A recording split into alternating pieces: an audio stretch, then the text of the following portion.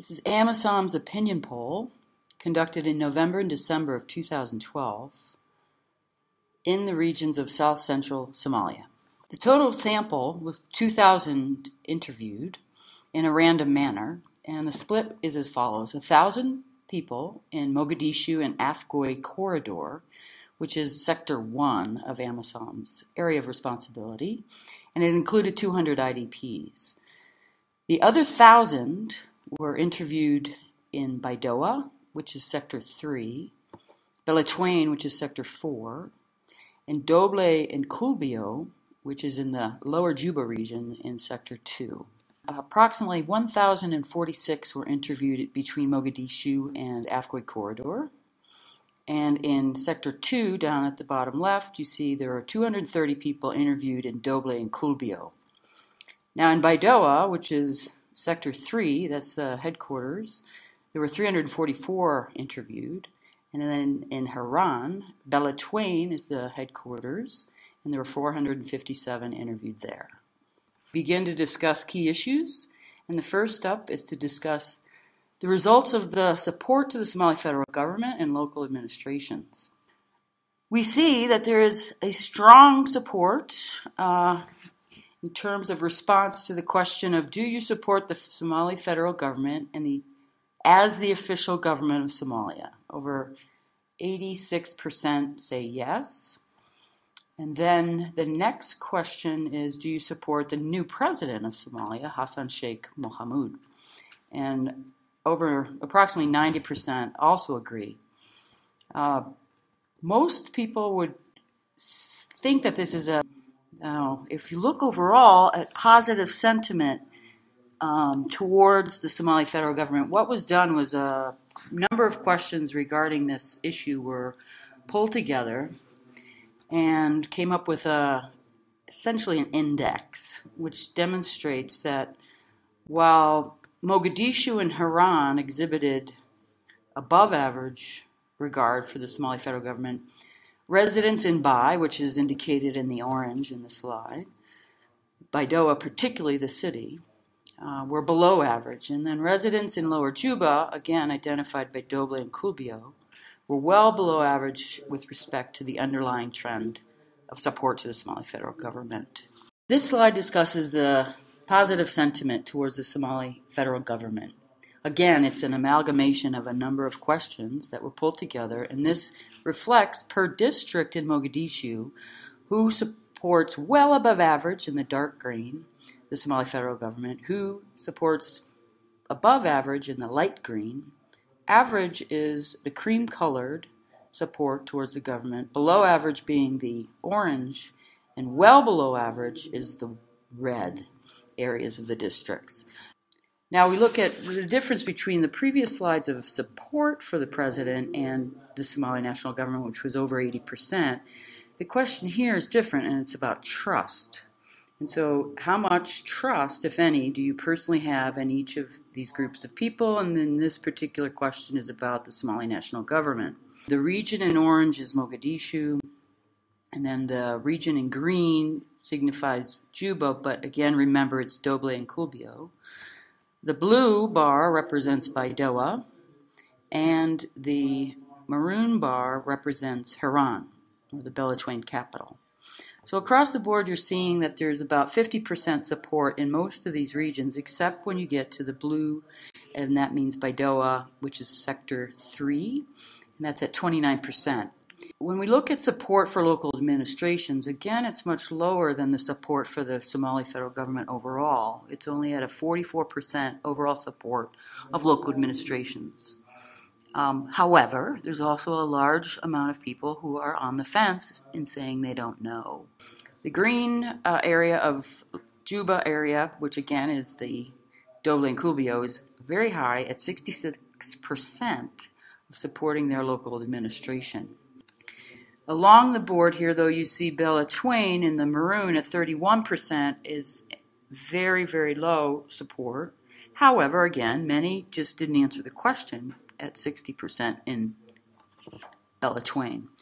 What's interesting is this survey was conducted prior to the recent appointment of a new governor in Beletweyne and the recent appointment of a new governor in Baidoa. So one could assume that actually those in Harang weren't really all that happy with the local administration, and they might be with this new administration. What we wanted to get to was the contentious issue of the formation of Jubaland as a federal state. And so the question is, which one of these systems of governments would you support or prefer? On the very left is talking about the old single Somali state, like reverting back, and obviously only about 11% supported this overall. And if you look at how many people want an independent state of Jubaland, even those in Juba themselves don't want to be independent, and that's pretty much off the table. So this is an overwhelming indication that those interviewed in Doble and Kulbio do indeed want to be part of Somalia writ large. Now to discuss issues facing Somalia. This important events, what we wanted to see is, what is the most important event in Somalia over the past year? And this was an open-ended question, and people just answered extemporaneously.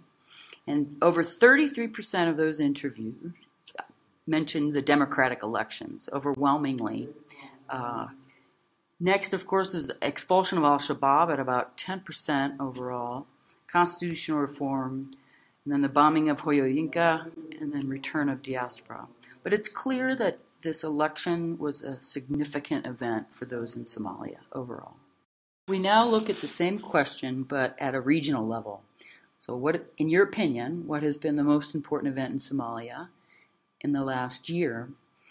And what's fascinating is to see how Juba in the green, again, Doble and Kulbio specifically, at 74% saw that the democratic elections were the most important event in the last year. And one could infer that there is also a dedication towards democratic elections in their area. We were surprised that the expulsion of al-Shabaab was significantly lower in both Baidoa and Beletweyne. However, if one were to examine the security situations in November and December in both Baidoa and Beletweyne, one would see that there was an infiltration of the al-Shabaab, particularly at night. We also asked about the support of the 6-point plan of the president, and over 80% supported the president's 6-point plan. And as you may recall, there was an overall support of the Somali federal government at about 80%, and it's our deduction that essentially the populace may not even understand what the 6-point plan is, but since it's tied to the government, they automatically support it. And one can infer this because further on in the presentation, it's recognized that not all of the public information campaigns have been reached out to have previously reached the public in the regions. We asked, again, an open-ended question. What is the priority for you as an individual, for the government? What do you want them to do? Open-ended question, and 85% across the board said we want security as our priority, which is, of course, in line with what the government has been announcing, as well as what many analysts anticipate as the need. The next question looks at perceptions of security and asks, do you agree or disagree with the following? What leaps out at one is to see that the question of the security situation in Somalia is much better now than 12 months ago, a year ago. 54% strongly agree, and 23% somewhat agree. So you're looking at a total of 77% who say the security situation is better now than it was a year ago, which is a very positive indicator. Is it safer now to travel the roads, the major roads, than it was a year ago? And about 63% say it is, which is also positive. Roads within my district are safer today than they were before. We're now beginning to hover around 60%, but still that's a positive indicator. If we look down also at the other questions, are there more illegal checkpoints today than a year ago? and only about 40% think there are. Now, we wanted to break down at the next sense of safety slide and look at, do you feel more or less safe than you did 6 months ago, comparing it to a year ago? So when comparing it a year or 6 months ago, people obviously feel more safe, and it's getting better, because 51% said that they feel very much more safe since 6 months ago, and if you add that with the somewhat more safe of 23, you're up to 74% are saying that it's getting safer and safer. The next slide looks at sense of safety 6 months ago by region. Clearly, both in Mogadishu and in Doble and Kubio, they feel very much more safe than they were 6 months ago, which makes complete sense since the Sector 2 and the Amisom with the Kenya Defense Force offensive liberated the Doble and Kubio region within that 6 months period. Haran district in the Maroon has 40% that feel very much more safe than they did 6 months ago. But also if you add that with the 28% that feel somewhat more safe, overall Haran equally feels that things are getting better in terms of security. The next slide, we look at support for issues. What we wanted to discuss, of course, was the issue of Sharia law, as it is a cornerstone of the provisional government and sometimes misunderstood. Provisional constitution, pardon me. So 89% of those surveyed are in favor of the Sharia law for Somalia. But if you go now next and look all the way to the right, you see 39%, however, support the provisional constitution. So it's inconsistent in the sense that the provisional constitution has the Sharia law in it. So there's a need for an improved public information campaign regarding the contents and the substance of the provisional constitution, particularly since right now Parliament, as we stand here in April, is discussing this issue right now. Next in line to after Sharia law, you see 72% support the freedom of the press, which is equally in the provisional constitution. Now, the middle question speaks about reaching out to armed opposition groups, such as Al-Shabaab, for peace dialogue. 58%, which is essentially, 6 out of 10 people want to reach out, and that is not surprising, frankly, given the collective society and the emphasis within the Somali culture of reconciliation. Women in political processes at the regional and local level, 46% supported women involvement at the regional and local level, and approximately the same, 44% supported women in political processes at the national level. Some people would think that isn't a good result. We here believe that it is. It actually demonstrates a bit of a surprising support for women's involvement. And as mentioned earlier, approximately 39% support the provisional constitution. So on the flip side, that means 60% are against it. Now, what we wanted to do is break down by regions the question of support for dialogue with Al-Shabaab, as it's so critical to the Amisom mission as well as UN support and, frankly, the Somali federal government. And as we know, there have been reports of their reaching out to them to begin with. 58% agree with the idea to reach out for reconciliation and dialogue. The highest comes from Mogadishu, approximately the same levels in the Juba, Doble, and Kubio region, as well as in Baidoa and Bai region.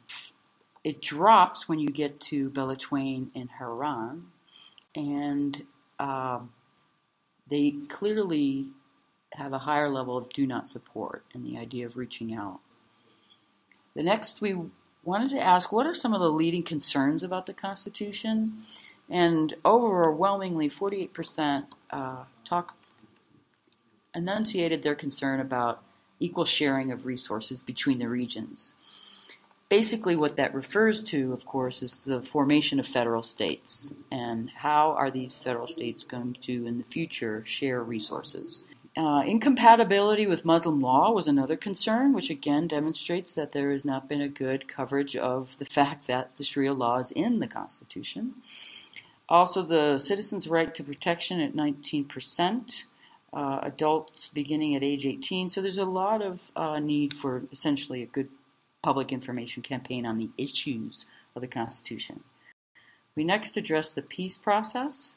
And one of the first questions we asked was, how much do you agree or disagree with each of the following statements? Political power in Somalia should be shared by all clans. What is interesting is there's a 60% agree. So 6 in 10 Somalis say, yes, we should all share power. The next slide talks about perceptions of al-Shabaab. We ask, does al-Shabaab positively or negatively impact the lives of residents? The positive impact is thankfully still low at 10%. So 43% of those polled overall don't know, essentially, or feel like they're on the fence in terms of if al-Shabaab positively or negatively affects their lives. So that's a concerning indicator. It's clear that those that think it negatively affects them, it's highest in Doble and Kulbio. So 44, about half the population says outright, not afraid to tell you, they negatively affect me. Now we look at militia support. To what extent do you disagree or agree with the fact that the question of militias are honorably fulfilling their duty to protect their people? It's interesting to see that there's 40% that strongly disagree. In particular, what's interesting is almost 60% in Doble and Kulbio disagree that militias are honorably fulfilling their duties, given the fact that both the Isiolo militias and the Rascamboni militias were involved along with supporting the AMISOM in the recovery of that area. Now we're looking at stabilization. The first slide discusses household expenditures. Not surprisingly, food and water were the most commonly mentioned among respondents as the top 3 expenditure for a household, followed by school fees, health care, and housing. We then look at the next slide. The question is, who's responsible for resolving disputes and serving justice in Somalia? About 70% overall point to clan elders as having the responsibility to resolve disputes and serving justice, which is consistent with the common perception. Religious leaders, approximately half the people think they are also should be involved. Some people believe that AMISOM should be involved in resolving disputes and serving justice, which of course is outside of the mandate, which beckons and calls hard for the need to have a very vigorous public information campaign on the mandate of AMISOM. The next slide talks about reconstruction priorities. In an open-ended question, you can answer anything. We said, please give me your top 3 reconstruction priorities in your district. And the first priority mentioned was rebuilding of schools. 56% of those interviewed mentioned off the bat rebuilding schools. The second, at 23% of those responded rebuilding health clinics, and at 7%, drops considerably. The next is water supply. 6% say repairing roads, and 2% say repairing marketplace. We'll see a theme here that schools really are one of the biggest priorities for Somalis in terms of the reconstruction. Now, we asked about landmine identification, and we wanted to see if you are able to identify an IED, would you be willing to report this to the authorities? And essentially 38% overall said, yes, we'd be very willing to report this to the authorities. Somewhat low if one is to think that there are recovered areas, and that is where we are interviewing people. And in particular, you'll see that only 18% in Baidoa are very willing to report IEDs. Again, consistent with this reticence to speak out in favor of the government and or against al-Shabaab. However, contrasting to Baidoa's not willing to report to the authorities, you see the Doble and Kubio in the Juba region in the green is upwards of over 75% are willing to report to the authorities. Now, one must remember that, that region was, Kismayo was liberated in October, but that region of Doble and Kubio was really liberated in October of 2011. And so you have almost a year plus of time of peace. And so one can understand that there is this feeling that they have a trust for the administration. But if you contrast it to Baidoa, they also have had close to a year of having al-Shabaab free area. But it demonstrates to us that it's much more fragile of a support for the local administration, again inferring the al-Shabaab penetration. And next slide, if you look at, is the perceptions of institutions. And this is where we get back to the school issue. The question is, how much trust, if any, do you personally have in each of these groups of people? Teachers come out on the top at 63%, have a lot of trust. And if you add that with a little bit of trust, you get up to upwards of 87% of people trust teachers. Now, we asked anecdotally, what teachers are we talking about? And it comes to the Quranic teachers in these communities. And essentially what we've learned is that the Quranic teacher serves as essentially a second father to the students and the children in these communities, since they live off of the community's goodwill, or zakat. And so there is a high amount of trust. Next, after teachers, you see that people trust at 61%, a lot, members of people from their clan, which is different than clan elders, where you see a drop down to 46%. Third is about the same as members of your clan, or people trust a lot the religious leaders. Contrast to that kind of level of high support, you look at the businessmen and women are down at about 27%, and as well as NGOs run by Somalis, only at about 25%. Police force hovering around 30%, which is definitely an institution that needs to improve on that indicator. We then look at institutional effectiveness. How effective are these various institutions? The top effective, as in line with how much do you trust, is the religious leaders. Somali federal government comes in second. Interestingly, while they may not trust the Somali NGOs, they see them as effective. Clan leaders still hover about the same as level of trust. AMISOM is at, if you add 23% of very effective with 27% of fairly, you're looking at a number of 50% of the population see AMISOM as effective, essentially, which is a decent number. UMPAS comes in at about approximately 25% seeing them as effective.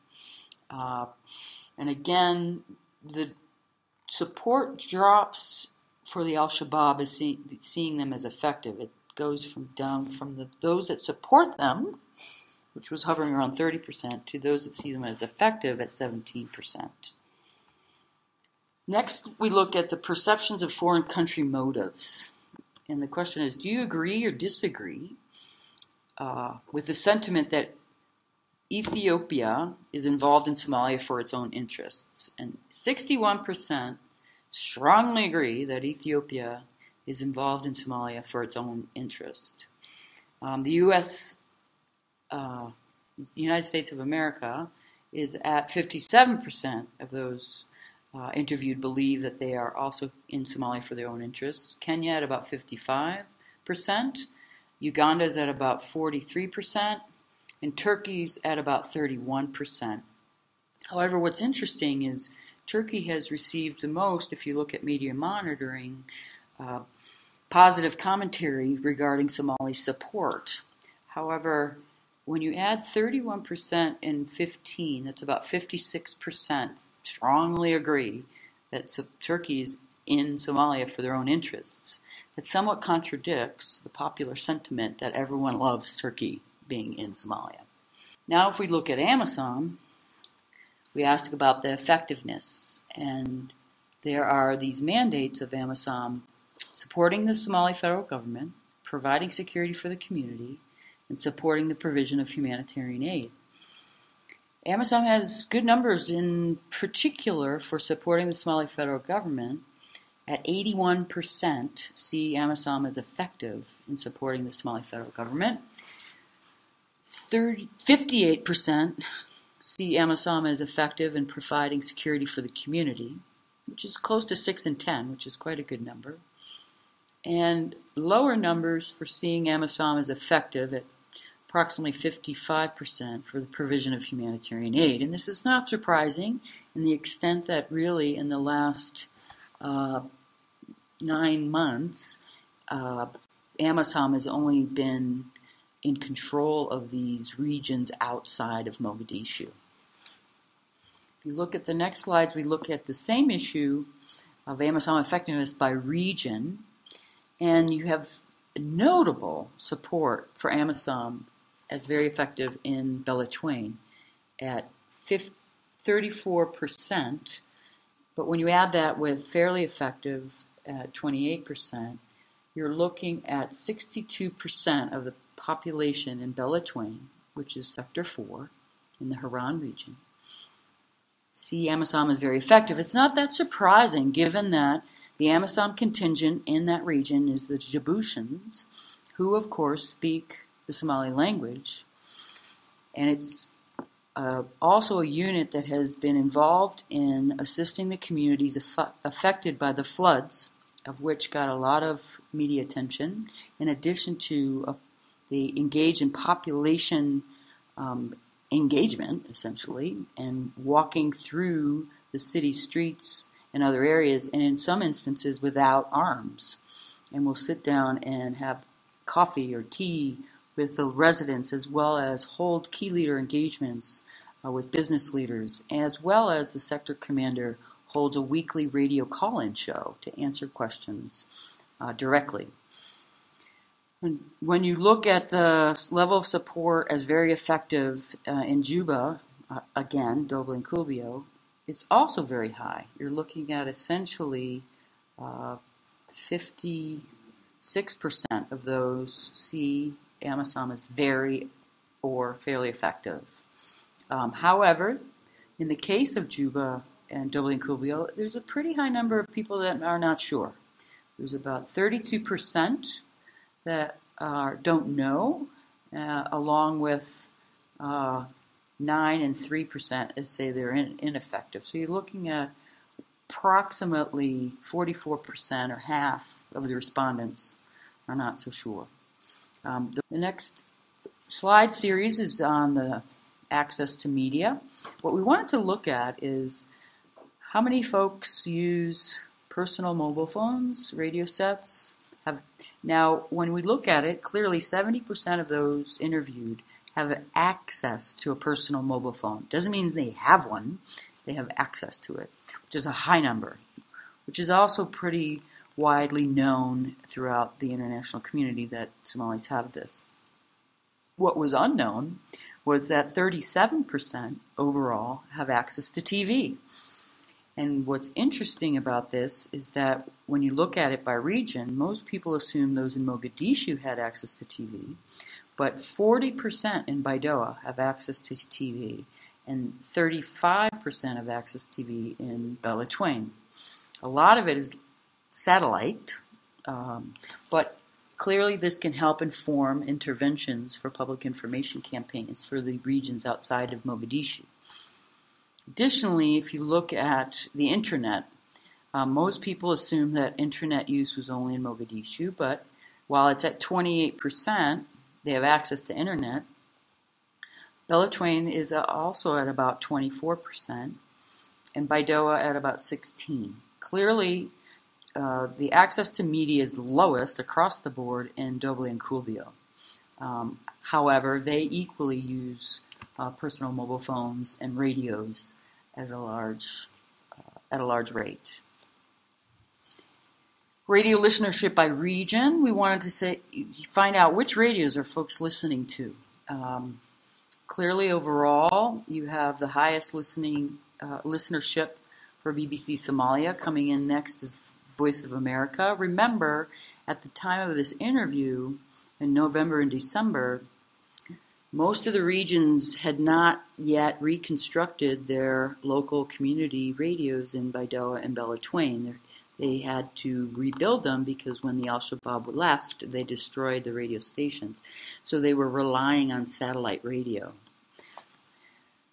Next, in terms of listenership, you look at Juba clearly is relying on these satellites for the same reasons because they had just been liberated equally. And then if you look at the Haran region, there's equally the amount of folks listening to the satellite is the same across the board.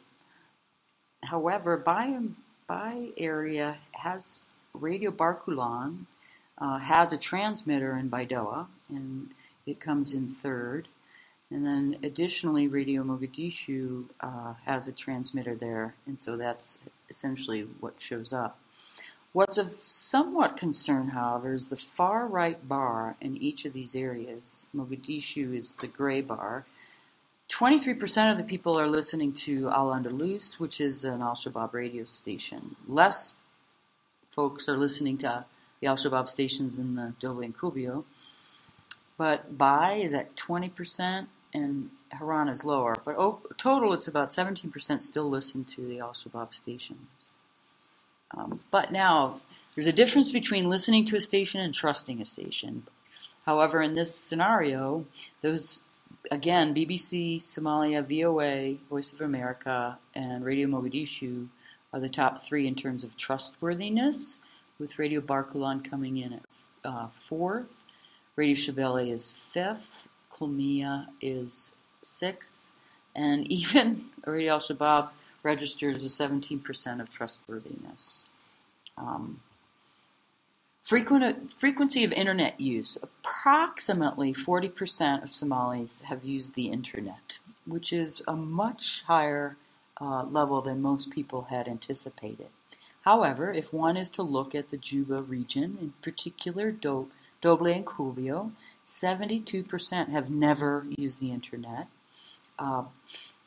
But of those that have used the internet, they use them very frequently in Beletweyne. 42% of the respondents said in Beletweyne that they used the internet yesterday. So there's a high level of IT savvy in that region. We're wrapping up with sector summaries. There's a lot of information that's been presented, so we wanted to try to pull together some highlighted aspects per sector. So of those surveyed in Mogadishu and Afgoy corridor, and remember that in Mogadishu it included 200 IDPs, overall there's an increased sense of security in this sector. They are most likely to support dialogue with Al-Shabaab. They have the highest levels of support for the Provisional Constitution, above average positive views of the Somali federal government, highest levels of distrust of Kenya's motives, highest level of support for all regions to accept the authority of government based in Mogadishu, which of course makes sense, and are most likely to view AMISOM as very ineffective, unfortunately. We can attribute this to the indiscriminate fire and the legacies that were associated with that indiscriminate fire by AMISOM into the Bakara market areas and other areas of Mogadishu. Those are not events quickly forgotten. Lastly, Mogadishu, they have the highest access to and use of a wide range of media. The next sector is Sector 2. Juba, which, as we remember, is Doble and Kulbio, two towns on the border of Kenya and Somalia in Lower Juba. They are the most impoverished of the four sectors. They're most likely to place responsibility for dispute resolution on the SNA, the local administration, and AMISOM together. They're highly likely to report landmines to the authorities, showing a trust level being very high in that region. They're least likely to support the provisional constitution, which is not that surprising. They're the lowest in terms of regard for the Somali federal government of all the sectors. They're the least likely to suspect Kenya's motives as self-interested. They're least supportive of the militias, which again, as we remember, is likely to indicate a desire for an integrated Somali national army. And along with Haran, they have the highest levels of support overall for AMISOM. If we look at Sector 3, the Bai region, and in particular, we interviewed in Baidoa, they're the least likely to feel the security situation has improved. They're most likely to place responsibility for dispute resolution and serving justice on religious leaders. They're very unlikely to report landmines. The expulsion of al-Shabaab is of low importance. They have low levels of support for the provisional constitution. They have below average positive sentiment and their lowest support for the Somali federal government. And they have moderately positive views of Ethiopia's motives, which again is very consistent with historical partnerships with Ethiopia in that region. The next area is Haran, which again we interviewed in Beletweyne, in Sector 4 of AMISOM. They're most likely to place responsibility for dispute resolution and serving justice on clan elders and militia groups, and most supportive of all sectors for militia groups. The expulsion of al-Shabaab is of low importance, as it was in Baidoa. The lowest level of support for dialogue with al-Shabaab. They have below average positive sentiment for Somali federal government. They're most likely to think that Ethiopia, Kenya, Uganda are in Somalia for their own self-interests. And they have lowest access to and use of internet and the highest levels of AMISOM awareness and support.